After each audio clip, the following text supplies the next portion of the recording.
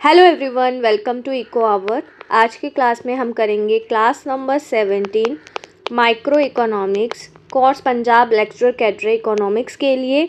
अभी तक इस कोर्स में हमारी टोटल 16 क्लासेस हो चुकी हैं। आज हमारी क्लास नंबर 17 है, जिसमें हम पढ़ेंगे कंज्यूमर बिहेवियर की थ्योरी का ही टॉपिक हमने पढ़ना है आज, इलास्टिसिटी ऑफ डिमांड। ठीक है, आज जितना भी ये कवर हो सकेगा हम उसको ये कवर करेंगे और इसके एमसीक्यूज़ हम नेक्स्ट क्लास में डिस्कस करेंगे। सबसे पहले हम समझते हैं इलास्टिसिटी ऑफ डिमांड का मतलब क्या है।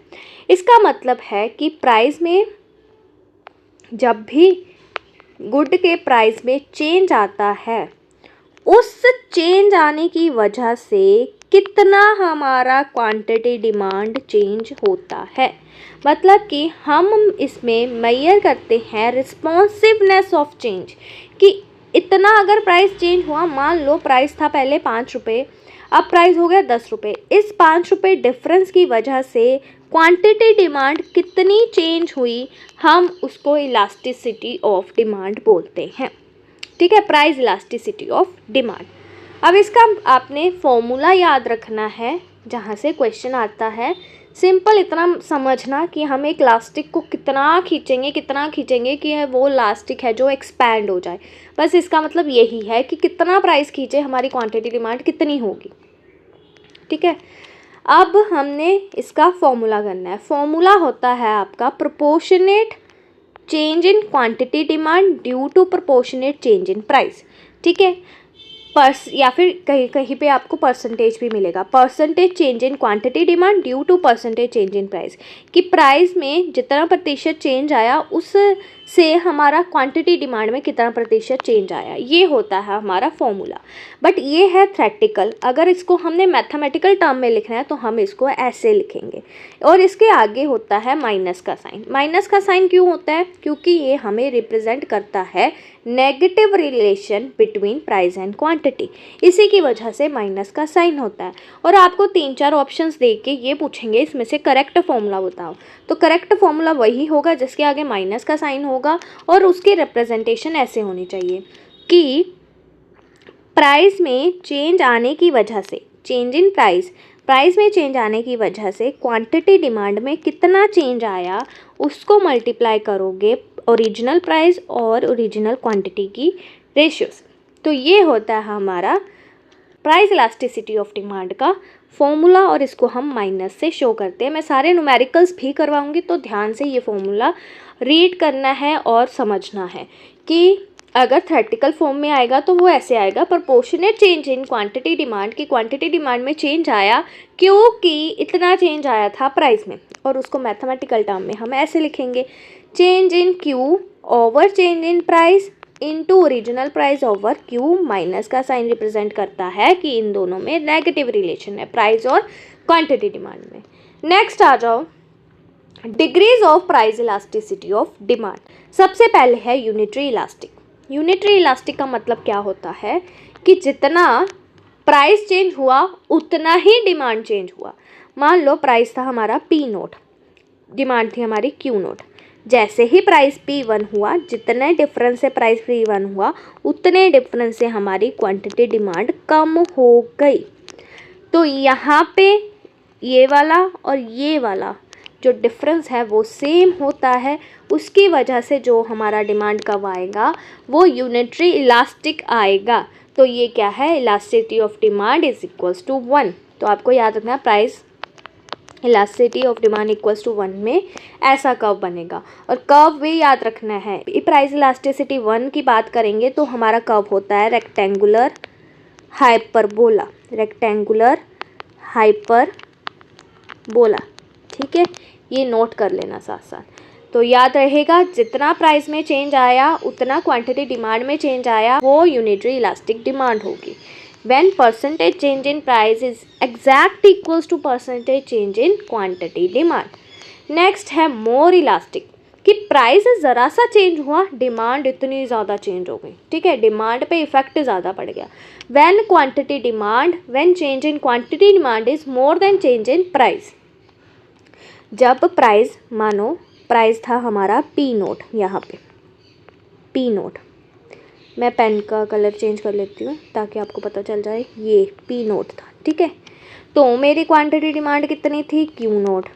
जैसे ही प्राइस ज़रा सा कम हुआ, ज़रा सा P1 हो गया, तो मेरी क्वांटिटी डिमांड कितनी हो गई, यहाँ से लेके यहाँ तक Q1 क्वांटिटी डिमांड मेरी ज़्यादा चेंज हुई एज़ कंपेयर टू प्राइस। तो यहाँ पे मेरी डिमांड ज़्यादा इलास्टिक है, ज़्यादा चेंज आया उस चीज़ में, ठीक है। अब एक बात याद रखना, इलास्टिसिटी और स्लोप में नेगेटिव रिलेशन है, ठीक है। जितना ज़्यादा इलास्टिक होगा डिमांड, उसका स्लोप उतना कम होगा, ठीक है, उतना स्लोप कम होगा और फ्लैटर बनेगी कर्व, स्टीफर नहीं बनेगी, फ्लैटर बनेगी कर्व। याद रखना, मैं यहाँ पे बता देती हूँ आपको। देखो, अगर इलास्टिसिटी ज़्यादा है तो स्लोप क्या होगी कर्व की, लेस स्लोप। और कर्व कैसे होगी, फ्लैटर, क्योंकि जितनी स्लोप होगी उतनी ढलान ज़्यादा होती जाएगी, जितनी स्लोप कम होगी उतनी वो कर्व फ्लैटर बनती जाएगी। तो यहाँ पे कर्व क्या होगी, फ्लैटर, इस केस में, जहाँ पे मैं मोर देन इलास्टिक की बात कर रही हूँ, मोर देन 1 की बात कर रही हूँ। तो ये बात आपने ध्यान रखनी है कि अगर इलास्टिसिटी ज़्यादा होगी कर्व फ्लैटर बनेगी। कर्व कैसी बनेगी, डिमांड कर्व कैसी बनेगी, फ्लैटर बनेगी, और उसकी स्लोप क्या होगी, कम होगी। अब आ जाओ लेस देन 1 की बात करते हैं। इसमें क्या है, जब प्राइस ज़्यादा चेंज हुआ, क्वांटिटी डिमांड कम चेंज हुई, ठीक है। बिल्कुल ही एग्जैक्ट ऑपोजिट हमारे सेकंड केस से। जब परसेंटेज चेंज इन डिमांड हमारी कम है परसेंटेज चेंज इन प्राइस, उस केस में हमारा कौन सा कर्व बनता है, लेस देन इलास्टिक का कर्व बनता है, लेस देन 1 का। इसमें देखो, मेरा पहले प्राइस इतना था, ठीक है, प्राइस इतना चेंज हुआ, क्वांटिटी डिमांड इतनी सी चेंज हुई। इसमें कर्व हमारी स्टीफर बनती है, खड़ी हुई कर्व बनती है स्टीफर, और इसकी डिमांड, इसकी जो स्लोप है वो ज़्यादा होती है, ठीक है। जब इलास्टिसिटी कम होगी तब स्लोप ज़्यादा होगी, जब इलास्टिसिटी ज़्यादा होगी तब स्लोप कम होगी, नेगेटिव रिलेशन होता है। और इलास्टिक कर्व में फ्लैटर कर्व बनेगी, लेस इलास्टिक के केस में स्टीफर कर्व बनेगी, ढलान जो है वो खड़ी हुई होगी, स्टीफ होगी, ठीक है। नेक्स्ट आ जाओ, परफेक्टली इलास्टिक और मोर इलास्टिक। परफेक्टली इलास्टिक और मोर इलास्टिक, इसका मतलब इसमें कर्व कैसे बनती है, हमारी डिमांड कर्व बनती है हॉरिजॉन्टल। और ये पूछा जाता है परफेक्ट कंपटीशन में कैसी कर्व होती है, परफेक्टली इलास्टिक कर्व होती है। तो ये जब हम मार्केट स्ट्रक्चर पढ़ेंगे तब हम पढ़ेंगे, बट मैंने यहाँ पे भी आपको बता दिया, परफेक्ट कंपटीशन में हमारी डिमांड कर्व कैसी होती है, परफेक्टली इलास्टिक। इसमें इलास्टिसिटी ऑफ डिमांड इन्फिनिटी के इक्वल होती है, कि प्राइस में कुछ चेंज नहीं आया but quantity demand rapidly change हो रही है, लगातार चेंज हो रही है। देखो, प्राइस हमारा वही है P नोट, ठीक है, ये हमारी डिमांड कर्व है। अब इलास्टिसिटी बहुत ज़्यादा हो गई है, इन्फिनिटी हो गई है, डिमांड कर्व पूरी की पूरी फ्लैट हो गई, ठीक है, और स्लोप क्या है, 0 हो गई, समझे। अब यहाँ पे क्वांटिटी डिमांड देखो कितनी चेंज होती जा रही है, Q1, Q0, Q1, 2, Q3। तो ये क्या है, हमारा मोर इलास्टिक। प्राइस में ज़रा सा भी चेंज नहीं आया बट डिमांड हमारी चेंज होती जा रही है। और इसमें कर्व कैसी बनती है, perfectly elastic horizontal demand curve, slope होता है इसका 0। जो मैं वर्बली बोल रही हूँ वो आप नोट करते जाओ। नेक्स्ट है परफेक्टली इनइलास्टिक, जहाँ पे डिमांड कर्व, जहाँ पे इलास्टिसिटी 0 होती है, कि प्राइस हमारा चेंज हो रहा है, प्राइस देखो चेंज होता जा रहा है, पर डिमांड हमारी वहीं पे वहीं है, क्यों 0 पे है। ये नेसेसिटीज़ के केस में होता है, प्राइस जितना भी ऊपर नीचे जाए उससे फ़र्क नहीं पड़ता, वो हमारी ज़रूरत है, हमें उन गुड को ख़रीदना है। तो इसमें चेंज इन क्वांटिटी डिमांड बिल्कुल भी नहीं होती। इसमें कर्व कैसी बनती है, वर्टिकल, आपको याद रखना है। परफेक्टली इलास्टिक में एक डिमांड कर्व कैसी बनती है, हॉरिजॉन्टल। परफेक्टली इनइलास्टिक, जहाँ पे लचक है ही नहीं, प्राइस चेंज हो रहा है बट डिमांड हमारी बिल्कुल चेंज नहीं हो रही, वहाँ पे इलास्टिसिटी ऑफ डिमांड 0 है, और यहाँ पे हमारी कर्व क्या बनेगी, वर्टिकल। नेक्स्ट आ जाओ, अब हमने पाँच डिग्रीज पढ़ ली हैं, ठीक है, इलास्टिसिटी का मतलब पढ़ लिया हमने, 5 डिग्रीज पढ़ ली है, इक्वल्स टू 1, ग्रेटर देन 1 मतलब मोर इलास्टिक, लेस देन 1 मतलब लेस इलास्टिक। और कर्व कैसी होती है दोनों में, आपको ये याद रखना है। फिर परफेक्टली इलास्टिक पढ़ लिया, परफेक्टली इनइलास्टिक पढ़ लिया। अब हमने पढ़ना है methods of measurement of price elasticity, कि प्राइस इलास्टिसिटी निकालने के लिए मेथड्स क्या क्या हैं। सबसे पहले परसेंटेज मेथड या फिर प्रोपोर्शनेट मेथड, जो मैंने आपको मीनिंग में समझाया कि percentage change in quantity demand due to percentage change in price. बस उसी फॉर्मूले को हमने ऐसे लिख देना है, तो हमारा वो परसेंटेज फॉर्मूला हो जाएगा जो अभी हमने ऊपर किया वैसे ही। बस यहाँ पे देखो कि प्राइस चेंज होने की वजह से क्वांटिटी डिमांड में कितना चेंज आया उसको हम मल्टीप्लाई कर देंगे original price over original quantity की रेशियो से, और साथ में माइनस का साइन लगाएंगे, तो वो हमारा क्या होगा, प्रोपोर्शनेट मेथड। अब आ जाओ point elasticity, very very very important method, और यहाँ से क्वेश्चंस बनते हैं। पॉइंट इलास्टिसिटी में हम कर्व के एक पॉइंट के ऊपर इलास्टिसिटी फाइंड आउट करते हैं, ठीक है। अब इसका फॉर्मूला याद रखना, lower segment over upper segment, lower segment over upper segment. मान लेते हैं यहाँ पे पॉइंट है A B C D E, तो हमने निकालना है बी पॉइंट पे इलास्टिसिटी। तो इलास्टिसिटी क्या होगा बी पॉइंट पे, सारा ये नीचे वाला पूरा पोर्शन और डिवाइड कर देंगे हम ऊपर वाला पोर्शन, तो हमारे पास इलास्टिसिटी आ जाएगी। और इस चीज़ में आपको सिर्फ ये याद रखना है, जैसे जैसे हम कर्व के ऊपर मूव करेंगे वैसे वैसे इलास्टिसिटी ज़्यादा होगी, जैसे जैसे हम कर्व के नीचे मूव करेंगे वैसे वैसे इलास्टिसिटी कम होगी। मैं बना के दिखा देती हूँ एक बार आपको, देखो ये है हमारा डिमांड कर्व, ठीक है, ये वाई एक्सिस है, ये एक्स एक्सिस है, ये डिमांड कर्व है। अगर ये हमारा डिमांड कर्व है, ठीक है, यहाँ पे पॉइंट ए है, बी है, सी है, डी है, ई है। तो आपसे कैसे पूछेंगे पॉइंट ए पे इलास्टिसिटी क्या होगी, पॉइंट ई पे इलास्टिसिटी क्या होगी, तो आपको याद रखना है जैसे कर्व के ऊपर मूव करेंगे इलास्टिसिटी बढ़ेगी, और बीचों बीच कर्व के बीचों बीच इलास्टिसिटी क्या होती है, elasticity is equals to 1, unitary elastic होता है। जैसे ही नीचे जाएंगे इलास्टिसिटी कम होना स्टार्ट हो जाएगी, और बिल्कुल एक्स एक्सिस पे 0 होगी, और बिल्कुल वाई एक्सिस पे इन्फिनिटी होगी, ठीक है। तो फॉर्मूला याद रखना, lower segment over upper segment. Next है हमारे पास आर्क इलास्टिसिटी। ये तब निकालते हैं, इस मेथड का यूज़ करते हैं जब हमारे पास वैल्यूज़ काफ़ी ज़्यादा लार्ज होती हैं, ठीक है। जैसे अब इसके लिए 2 पॉइंट्स होंगे आपके पास Q1 और Q2, दोनों को ऐड कर दोगे और चेंज निकालोगे Q का। जैसे मान लेते हैं Q1 था हमारे पास 20, Q2 है हमारे पास 10, तो चेंज इन Q कितना आएगा, चेंज इन क्यू कितना आएगा, इसमें से ये माइनस कर दोगे, 10 में से 20 माइनस कर दोगे तो 10 आएगा, ठीक है, -10 आएगा, नीचे कितना आएगा 30 आएगा। ऐसे ही प्राइस की 2 वैल्यूज़ होंगी और उसका चेंज निकाल के उससे मल्टीप्लाई कर दोगे, तो इसको आप ऐसे भी लिख सकते हो।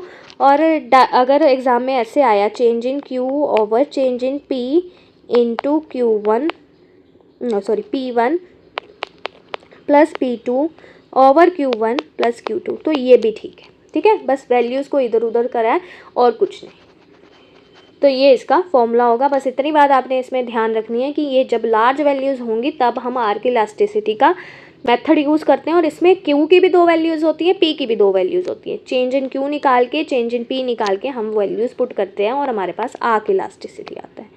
नेक्स्ट है रेवेन्यू मेथड। ये तो डायरेक्ट ही आ जाता है, आपको एवरेज रेवेन्यू दे देंगे, आपको मार्जिनल रेवेन्यू दे देंगे और बोलेंगे इलास्टिसिटी निकालो, तो उसके लिए बस इसमें वैल्यूज़ पुट करनी है। Average revenue over average revenue minus marginal revenue हो जाएगा, तो आपके पास रेवेन्यू मेथड के अकॉर्डिंग इलास्टिसिटी निकल आएगी, समझे।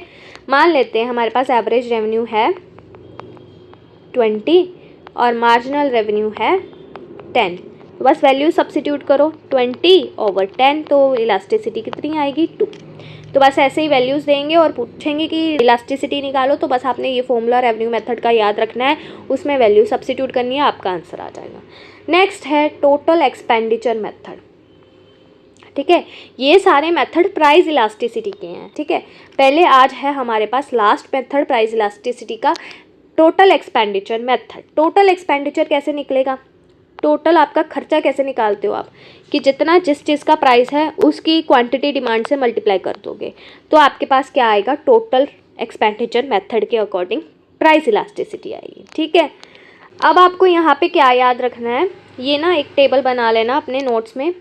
अगर प्राइस बढ़ा, ठीक है, और टोटल एक्सपेंडिचर आपका बढ़ गया, प्राइस कम हुआ, टोटल एक्सपेंडिचर आपका कम हो गया। जब इन दोनों में पॉजिटिव रिलेशन हो, प्राइस और टोटल एक्सपेंडिचर में, तब इलास्टिसिटी लेस देन 1 होती है। ठीक है, याद रखना क्या होगी, लेस देन 1। आपसे डायरेक्ट ये पूछेंगे अगर प्राइस और टोटल एक्सपेंडिचर में पॉजिटिव रिलेशन है तो बताओ इलास्टिसिटी कितनी होगी, तो इलास्टिसिटी होगी लेस देन 1। ऐसे ही अगर प्राइस बढ़ेगा, टोटल एक्सपेंडिचर कम होगा, प्राइस कम होगा, टोटल एक्सपेंडिचर बढ़ेगा। एक चीज़ ऊपर दूसरी चीज़ नीचे जा रही है, ऑपोजिट साइन है, तो ग्रेटर देन 1 होगी। अगर प्राइस बढ़ा या फिर प्राइस कम हुआ, टोटल एक्सपेंडिचर पे कोई भी इम्पैक्ट नहीं पड़ा, तो वो हमारा इलास्टिसिटी इज इक्वल्स टू 1 होगा। ठीक है, आपको ये तीनों केस याद रखनी है। अगर टोटल एक्सपेंडिचर और प्राइस में पॉजिटिव रिलेशन है तो इलास्टिसिटी हमारी लेस देन 1 होगी। अगर हमारा टोटल एक्सपेंडिचर और प्राइस में नेगेटिव रिलेशन है, प्राइस इलास्टिसिटी हमारी ग्रेटर देन 1 होगी। अगर दोनों में कोई भी रिलेशन नहीं दिखाई दे रहा कि टोटल एक्सपेंडिचर चेंज नहीं हो रहा है, प्राइस इंक्रीज डिक्रीज हो रहा है, तो इलास्टिसिटी हमारी इक्वल्स टू 1 है। नेक्स्ट है हमारे पास इनकम इलास्टिसिटी। तो अब हमने ख़त्म किया है प्राइस इलास्टिसिटी। एक बार रिकॉल करवा देती हूँ आपको। इलास्टिसिटी का मतलब है कि प्राइस में चेंज होने की वजह से डिमांड में कितना चेंज आ रहा है, वो प्राइस इलास्टिसिटी है। ठीक है, इसका फॉर्मूला मैंने बता दिया, इसकी डिग्रीज मैंने बता दी 5। उसके बाद हमने किए मेथड्स में सबसे इंपॉर्टेंट मेथड है पॉइंट इलास्टिसिटी और रेवेन्यू मेथड, और टोटल एक्सपेंडिचर मैंने बता दिया, बस इसका रिलेशन पूछा जाता है। नेक्स्ट है इनकम इलास्टिसिटी। अब अगर प्राइस इलास्टिसिटी में ये था कि प्राइस के चेंज होने की वजह से क्वांटिटी डिमांड कितना चेंज हो रहा है, तो इनकम इलास्टिसिटी में क्या होगा, कंज्यूमर्स की इनकम चेंज होने की वजह से क्वांटिटी डिमांड में कितना चेंज आ रहा है, तो ये है हमारा इनकम इलास्टिसिटी। ठीक है, सब फॉर्मूला वैसे ही है, बस यहाँ पे प्राइस की जगह पे इनकम आ जाएगा और यहाँ पे साइन हमारा नेगेटिव नहीं आएगा, क्योंकि हमारा इनकम के साथ क्वांटिटी डिमांड का पॉजिटिव रिलेशन होता है। और सबसे बड़ी बात आपने ये चार्ट याद रखना। ठीक है, अगर नॉर्मल गुड की बात करें, नॉर्मल गुड के केस में elasticity of income is greater than 0 होगी, मतलब पॉजिटिव होती है। ठीक है, पॉजिटिव होती है, इसका मतलब क्या है, पॉजिटिव होती है। लग्जरीज के केस में ग्रेटर देन 1 होगी, इन्फीरियर के केस में लेस देन 1 होगी, और नेसेसिटी रेंज करेगी 0 to less than 1, 0 to less than 1। बस ये आपको चार्ट याद रखना है। डायरेक्ट यहाँ से ही क्वेश्चंस आते हैं कि नॉर्मल गुड में इनकम इलास्टिसिटी क्या होता है, पॉजिटिव, और पॉजिटिव को हम इनकम इलास्टिसिटी ऐसे लिखते हैं क्योंकि 0 से बड़ा है, 0 से बड़ी इनकम इलास्टिसिटी पॉजिटिव होगी। लग्जरीज के केस में ग्रेटर देन 1, इन्फीरियर के केस में लेस देन 1, और नेसेसिटी रेंज करेगी 0 टू 1। ठीक है, नेक्स्ट है आपके पास क्रॉस इलास्टिसिटी ऑफ डिमांड। इसके लिए आपको सब्स्टिट्यूट गुड्स और कॉम्प्लीमेंट्री गुड्स पता होने चाहिए, तो वो हम नेक्स्ट क्लास में करेंगे। तो आज की क्लास में हम इतना ही रखते हैं कि हमने प्राइस इलास्टिसिटी और हमने पढ़ा इनकम इलास्टिसिटी। पहले कल की क्लास में इसके क्वेश्चंस डिस्कस किए जाएंगे, नेक्स्ट टॉपिक हम नेक्स्ट क्लास में करेंगे, जिसमें मैं आपको पहले सब्स्टिट्यूट्स और कॉम्प्लीमेंट्री गुड बताऊँगी, फिर हम करेंगे क्रॉस इलास्टिसिटी ऑफ डिमांड, जिससे वो चीज़ें ज़्यादा समझ आएंगी। ठीक है, तो ये थी आज की आपकी क्लास। आई होप आपको क्लास अच्छी लगी हो। प्राइस इलास्टिसिटी वाला और इनकम इलास्टिसिटी वाला हमने पूरा टॉपिक ख़त्म किया विद उनके मेथड्स। तो अगर आपको क्लास अच्छी लगी हो, चैनल को सब्सक्राइब करना, वीडियो को शेयर करना और लाइक ज़रूर करना, प्लस अपना फीडबैक मुझे कमेंट सेक्शन में ज़रूर देना। अगर आपको इन क्लासेस के रिलेटेड कोई भी क्वेरी है, आप मेरे को टेलीग्राम चैनल पर, यूट्यूब पर और इंस्टाग्राम पर कहीं पे भी कांटेक्ट कर सकते हो। मिलते हैं नेक्स्ट क्लास में, नेक्स्ट वीडियो में। Thank you so much.